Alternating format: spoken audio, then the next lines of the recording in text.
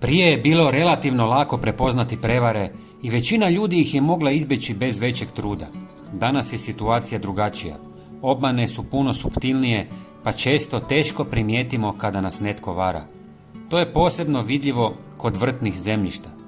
Mnoge vreće na prvi pogled izgledaju savršeno, ali sadržaj unutar njih često ne ispunjava očekivanja.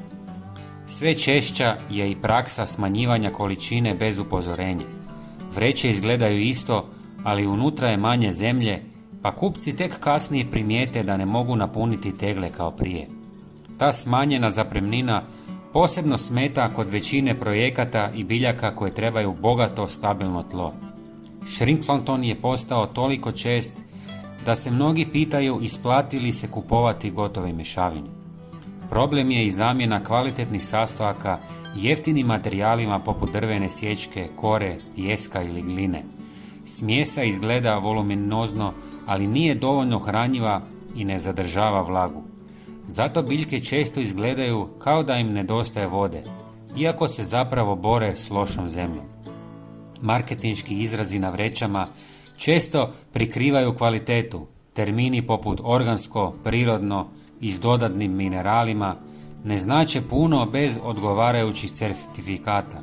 Čak i zemlja namijenjena za sjetvu zna biti pregruba ili presuha, pa sjeme slabo klija.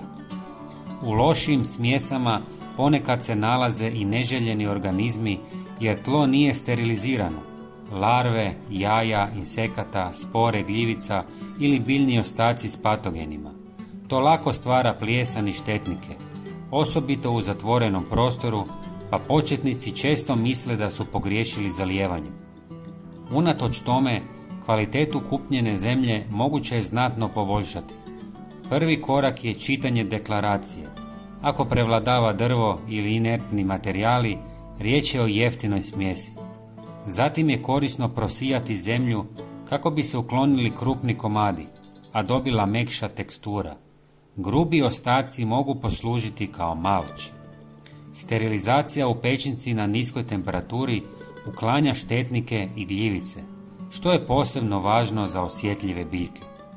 Tlo koje djeluje presuho može se obogatiti kvalitetnim kompostom ili humusom iz provjerenih izvora. Još bolja opcija je izrada vlastite mješavine. Pijesak, kompost i treset u dobrim omjerima daju prozračno i hranjivo tlo koje pruža biljci sve potrebno za rast. Proizvodi s jasnim certifikatima dodatno smanjuju rizik kupnje nekvalitetne smjese. Kada vrtlar razumije trikove proizvođača i napravi nekoliko osnovnih provjera, lakše prepoznaje dobru zemlju. Prosijavanje, obogaćivanje i sterilizacija stvaraju smjese koje bolje zadržavaju vlagu, potiče rast korijena i smanjuje rizik bolesti. Tako se smanjuje stres kod sadnje, posebno kod zahtjevnih vrsta. Kvalitetno pripremljeno tlo unaprijed štedi vrijeme i novac. Biljke brže rastu, imaju jače stabiljke i otpornije su na bolesti. A razlika u odnosu na lošu zemlju vidi se već nakon nekoliko tjedana. Zbog toga je važno znati prepoznati vrijedne proizvode i poboljšati one lošije. Malo dodatnog truda oko pripreme tla donosi veliku razliku i čini svaku kupljenu vreću isplativijom.